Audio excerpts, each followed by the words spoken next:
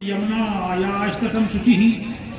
आगे इस बनी को चीर कर त्रितापनाशी यमुना महारानी का पावन सानिध्य प्राप्त होगा।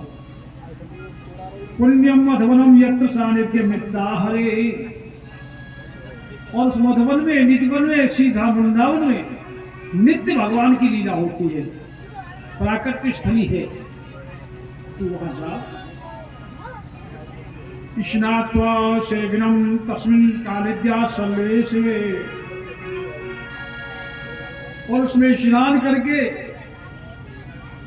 त्रिकाल संध्या करो। एक संध्या तो होती सूर्य छुप गया, और एक संध्या होती है नेत्रों को बंद करके यहाँ दोनों नेत्रों के बीच में एक दीपक जैसा जलता दिखाई होता, चित्त को यहाँ स्थापित करना संध्या।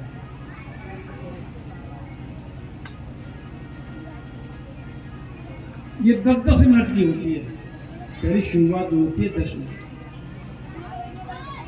प्राणायामेन त्रिवता प्राणे मनोबलम। और रेचक कुंभक पूरक प्राणायामों से धीरे धीरे धैर्य युक्त मन से परम गुरु श्री भगवान का ध्यान करना। शंख चक्र गदा पद्म चतुर्भुज और पीत वस्त्रों से सुशोभित। जपस्य परमो गुह्यम सुविता में नपात्मज। ओ राजा के बेटे, मैं तुझे गुप्त मंत्र देता हूं। यम सप्त रात्रम प्रकटन प्रमाण पश्यति खेचराट ओम नमो भगवते वासुदेवाय। ये 12 अक्षर का मंत्र है जो ओम से प्रणवित है। प्रणव जानते हैं? प्रधन नाव।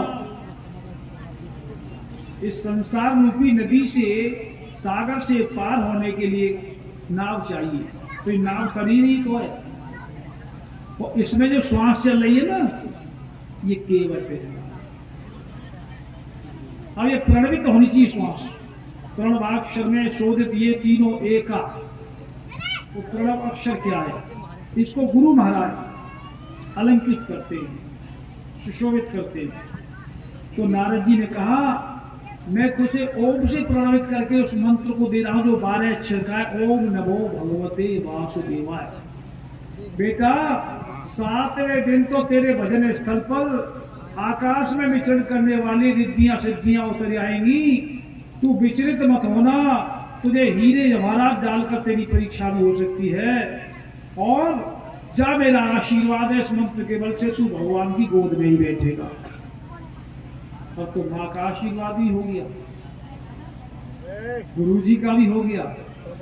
जाकर गोता लगाया और यमुना जी के किनारे जो या यमुना रस में भीजे, तापे कृपा करे यदुनंदन श्री वृषभान पसीजे। यमुना गंगा नहाए वो संतन को वो हार, और डूब जाए तो पार है, पार है।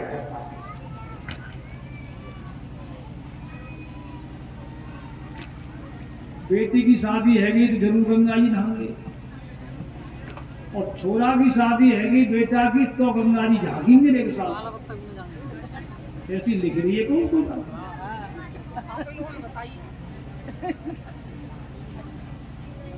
कोई ये कह रहे कि कोई लड़का की शादी करके गंगा जी नहाए गए तो गंगा जी खुश है कि पकड़ के बैठा लेके काका मिलो दे, ये बताओ वो कैसी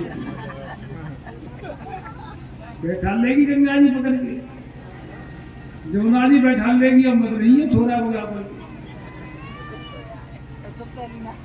गंगा यमुना नहाने से कोई घाटा नहीं है। संतों की संगति में जाने से कोई नुकसान नहीं होगा। स्नान किया और किनारे पर 10 मिनट का सम आसन आसीन समकाय यथा सुखम हफ्ता से सुनास आखिरी कृति क्षमा आसन में।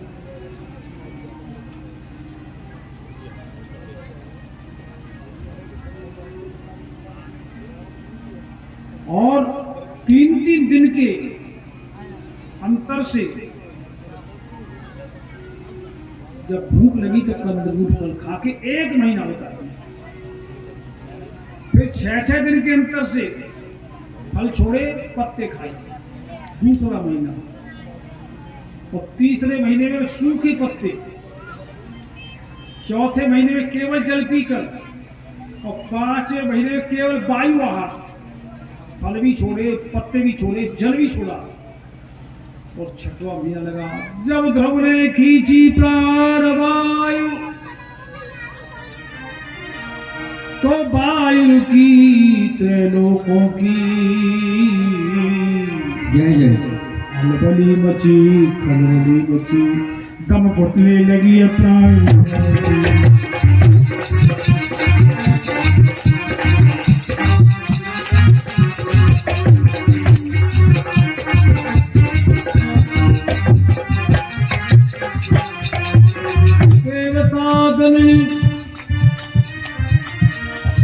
और किन्नरी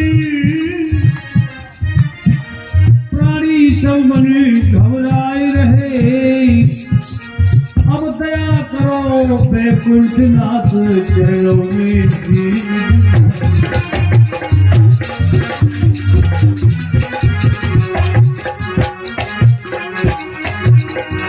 त्राहिमाम प्रभु कृपा करो करतार। और दम घुटती है विष की, हम सब हैं लाल। दम घुट रही है विष की, हम सब हैं लाल।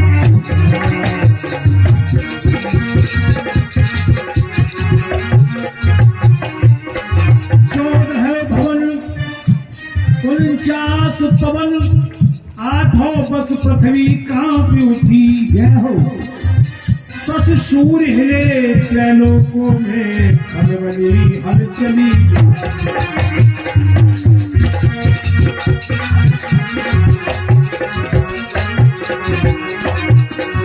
विष्णु धाम में देवगण करने लगे पुकार। त्राहिमाम प्रभु कृपा करो।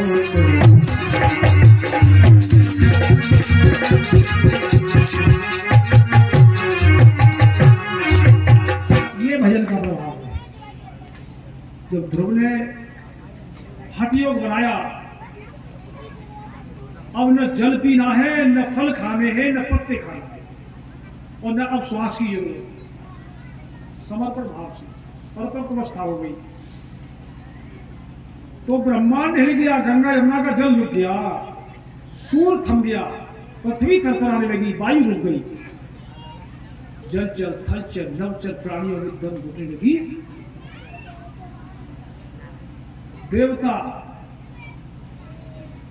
भगवान के पार्षद नंद सुनंद पुनंद और महानंद सिर रगड़ने लगे, रक्षा करो हे नारायण, अब विश्व मरगट हो जाएगा। भगवान ने कहा, आज मेरा परम भक्त हठ योग बना के बैठा है यमुना के किनारे, आज मैं उसकी तपस्या पर बैकुंठ छोड़ के जाऊंगा। तो नारायण चलकर आए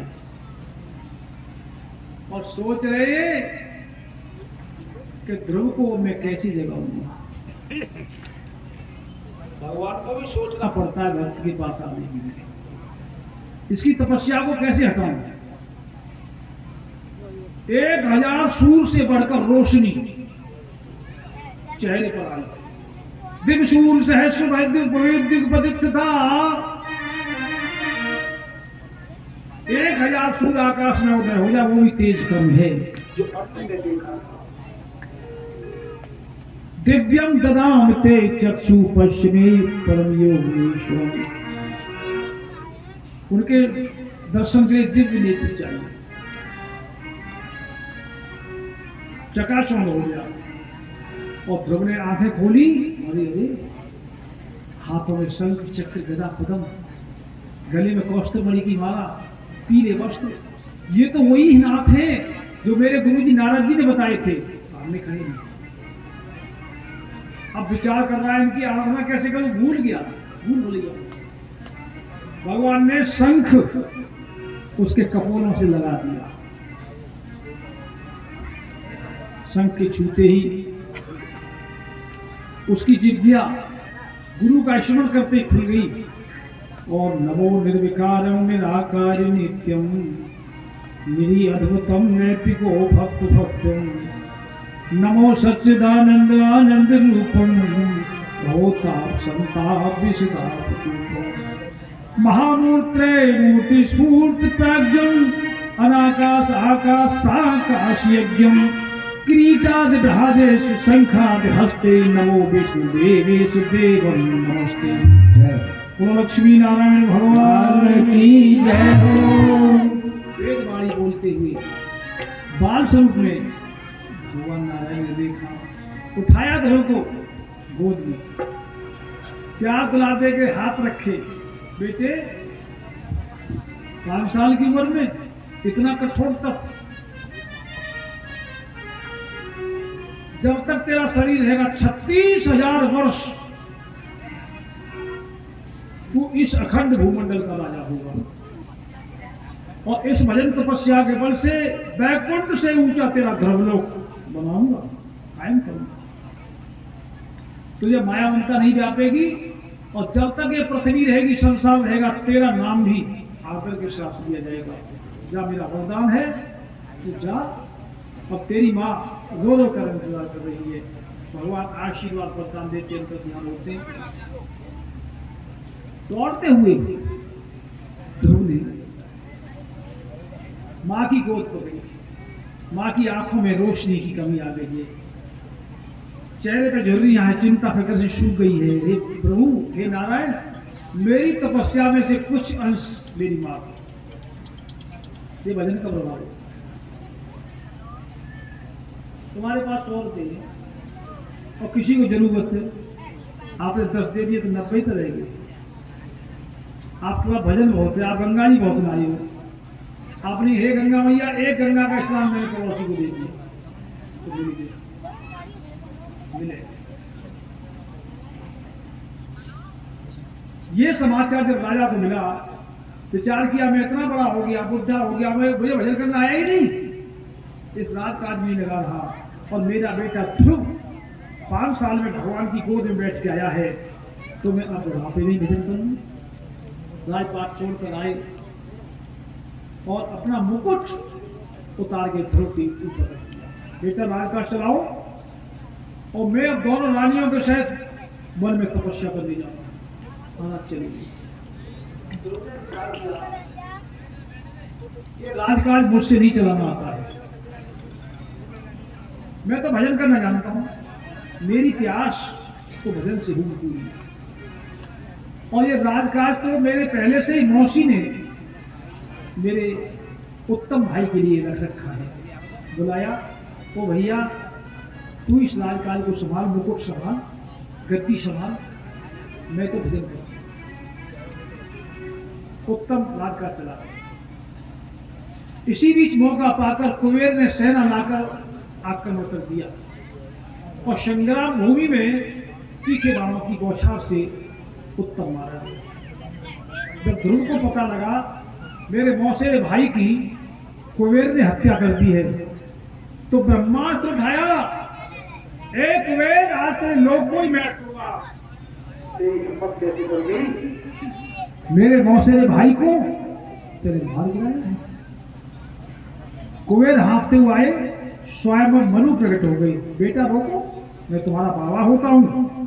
ये सृष्टि बड़ी मुश्किल से रची है, तुमने ब्रह्मांड छोड़ दिया तो पृथ्वी रसातल को चली जाएगी, ये ब्रह्मांड खत्म हो जाएगा। और उस उत्तम का जीवन तो इतने दिन का था। ध्रुव तुम राजगद्दी में बैठो। 36,000 वर्ष ध्रुव ने अखंड शासन किया। ध्रुव की शादी हुई और शादी होने पर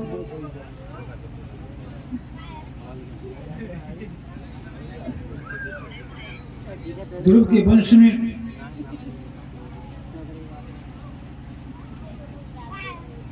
तपस्या के बल से सुंदर सुंदर पुत्रों की प्राप्ति हुई।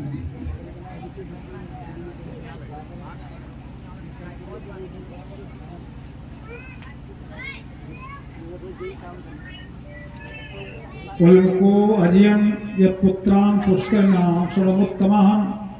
श्री सुखदेव जी कहते हैं, हे राजन, पराक्रमी परम तपस्वी मातृपितृ भक्त ध्रुव के वंश में एक अंग नाम का बेटा हुआ। अंग को परंपराओं का पूरा ख्याल था। सुनीता नाम की रानी अंग की आई। ख्याति क्रतु अंगिरा गए उत्तम संतानों की उत्पत्ति। और बहुत समय तक कोई संतान नहीं हुई। महाराज ने अपने कुलगुरु जी से कहा, कोई यत्न ऐसा बनाओ कि ध्रुव का यह पावन वंश चलता है। गुरु जी ने कहा, पुत्रेष्ठ यज्ञ होगा।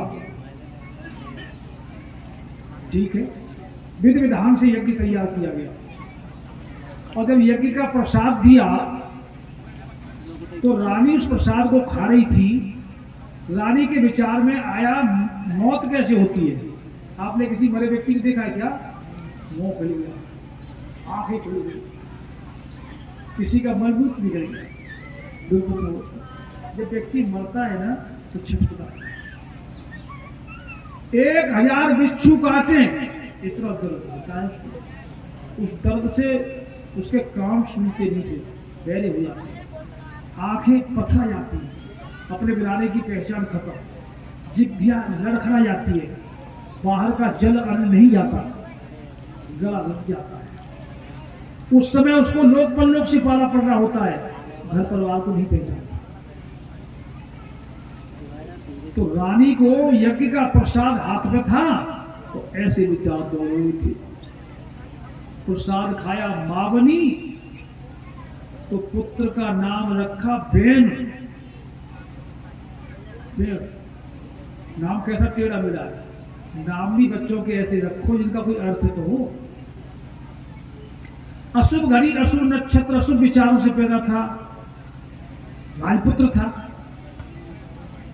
उसने बड़े होते ही छोटे छोटे बच्चों को नदी में, कुआं में गिराना शुरू किया, गौशाला में आग लगा दी, संत महात्माओं की झोंपड़ी डूब दी। राजा अंग को बड़ा कष्ट हुआ। राजा अंग ने बेटे की करतूत से दुखी भये अवनीश,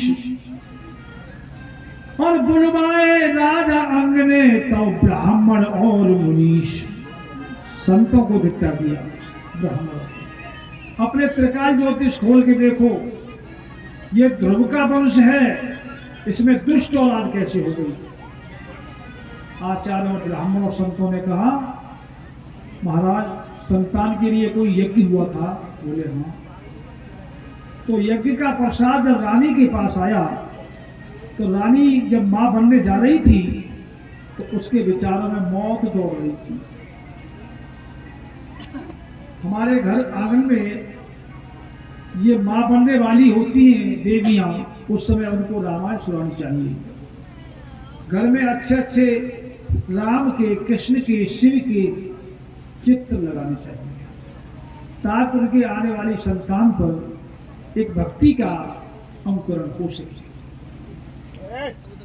मां को बहुत तीखे, खट्टे, मिर्च के आहार नहीं करनी चाहिए, नहीं तो बच्चों का स्वभाव कड़वा हो जाएगा,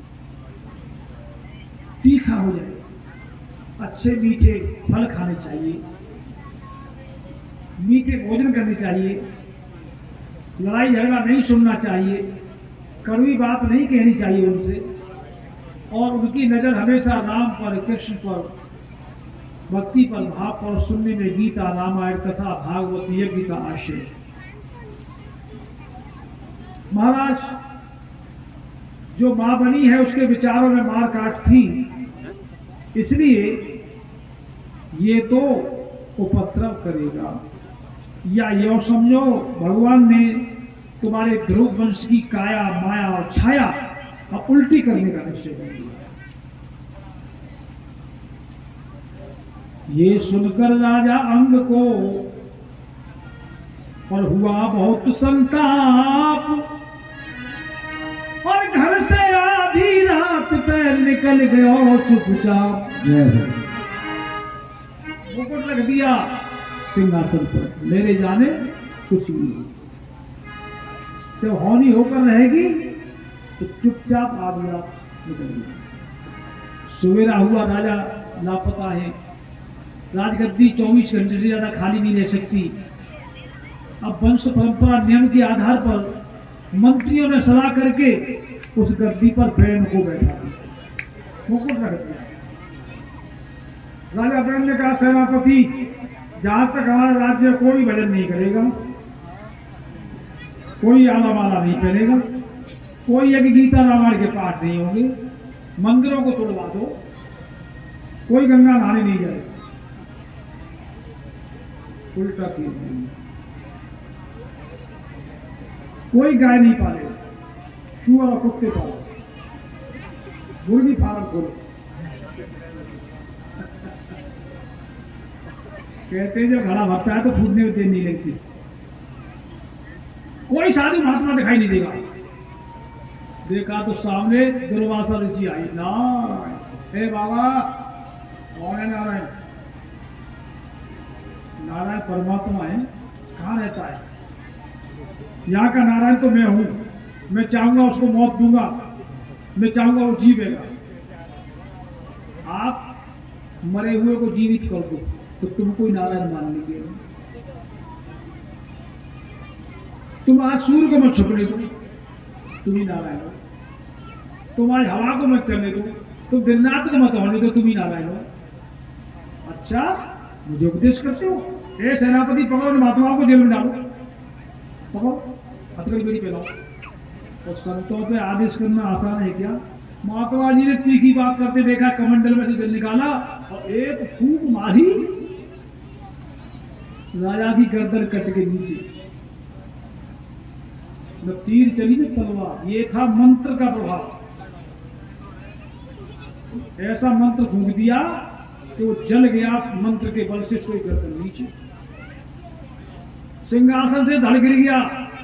और रानी सुनी था, फूट फूट के रोई, महात्मा जी बेशक मेरे पति का अपराध और अत्याचार है, लेकिन मेरी तरफ तो आपने नहीं देखा, अब मैं जीवन कैसे काटूंगी? संतों ने कहा, हमने मौत दी है तो हम जीवन भी दे सकते हैं। रानी, तेरे पति को हम जीवित करते हैं। तो दाई जंगा को मथ के एक पुरुष पैदा कर दिया, उसका नाम रखा पृथु। आज से इसका नाम बदल गया, काम भी बदल गया, अकल भी और सकल भी। बैठ जा गद्दी पे, मुकुट रख ले, तू ही सुनीता का पति है, तो पत्र मत करना, गीता रामायण से विरोध नहीं करना, यज्ञ से, भंडारे से, भागवत से, संतों का, नहीं तो मौत इतनी जल्दी आती है तो अनुमान भी नहीं लगा पाऊंगा। संत चले, संत बड़े दयालु होते। कहा आज के बाद खूब भंडारे होंगे, खूब यज्ञ होंगे, बाग लगेंगे, प्याऊ बैठा ली जाएंगे। अभी राजा ने दान पुण्य शुरू किया ही था, तब तक जनता में हाहाकार मच गई, महाराज भूखे, महाराज प्यासे, क्या हो गया? समय से वर्षा नहीं होती है, समय से पृथ्वी में फसल उग के नहीं आ रही है,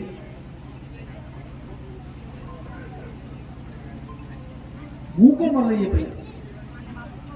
राजा ने धनुष बाण उठाया, ए पृथ्वी, अगर मेरी प्रजा भूखी मर गई तुझे रसातल में पहुंचा दूंगा। पृथ्वी गाय का रूप लेके आई। महाराज, तुम्हारे पिछले इतने पाप हुए जिनको प्रजा भोग रही है,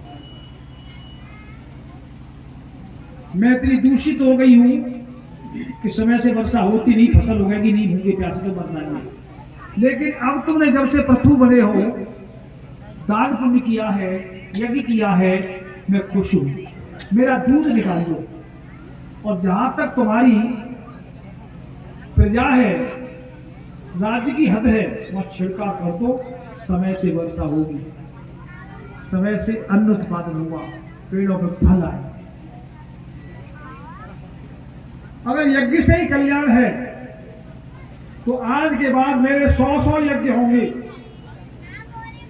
राजा पृथु का ये संकल्प हुआ, अब मैं 100 यज्ञ करूंगा और 100